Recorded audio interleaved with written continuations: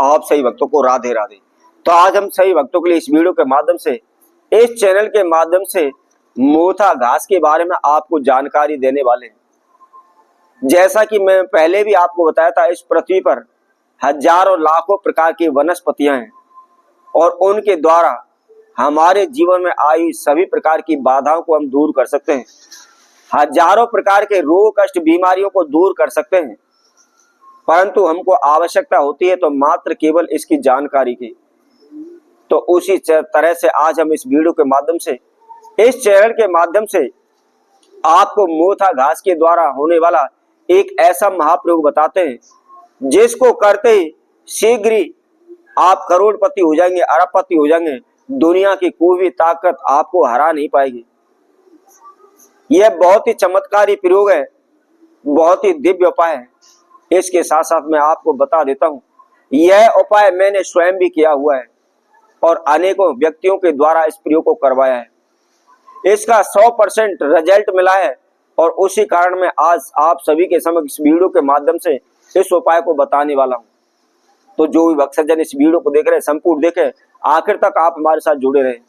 और इसके साथ साथ जिस किसी भक्तजन ने हमारे चैनल को भी सब्सक्राइब नहीं किया है तो वह सर्वप्रथम सब्सक्राइब करें, लाइक करें, कमेंट बॉक्स में जाकर के राधे राधे अवश्य लिखें।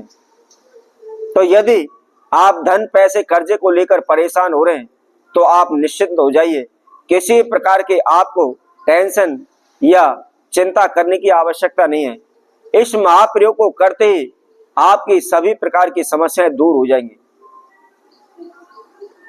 तो इस मोथा घास का महाउपाय कैसे करना है, किस समय पर करना है, क्या इसकी विधि है, आइए इसकी जानकारी हम आप सभी के समक्ष रखते हैं। तो सर्वप्रथम मैं आपको बता देता हूं, इसके द्वारा हमारे शारीरिक अनेकों प्रकार के रोगों को दूर करने की दवा भी इसके द्वारा प्रयोग की जाती है।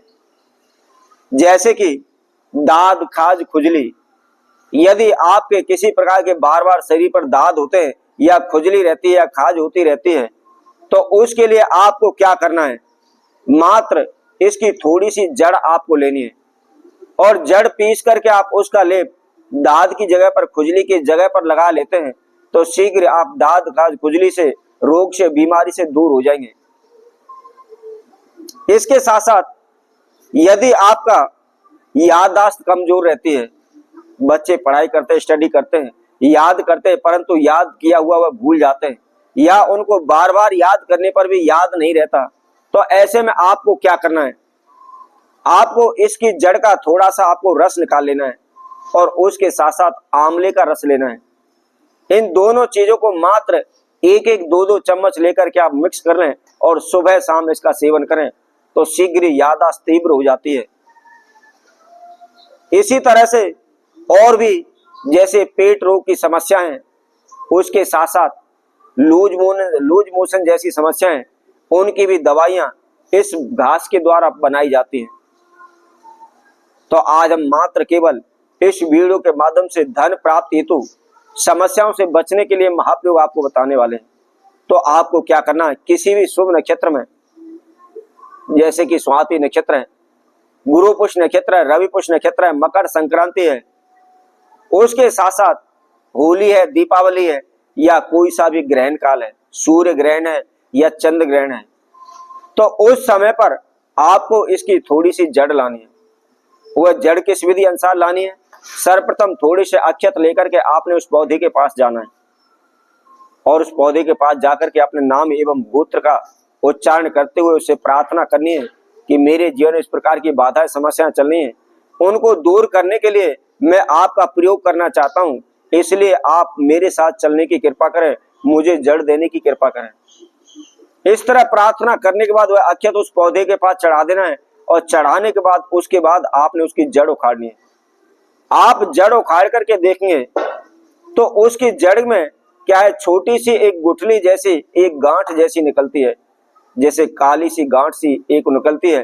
तो आपने उस बीज से को आपको लेना है और उस बीज को आपने अपने घर लाना है। घर ला करके आप गंगा जल से उसको धो लें, शुद्ध जल से उसको धो लें, कच्चे दूध के द्वारा आप उसको धो लें।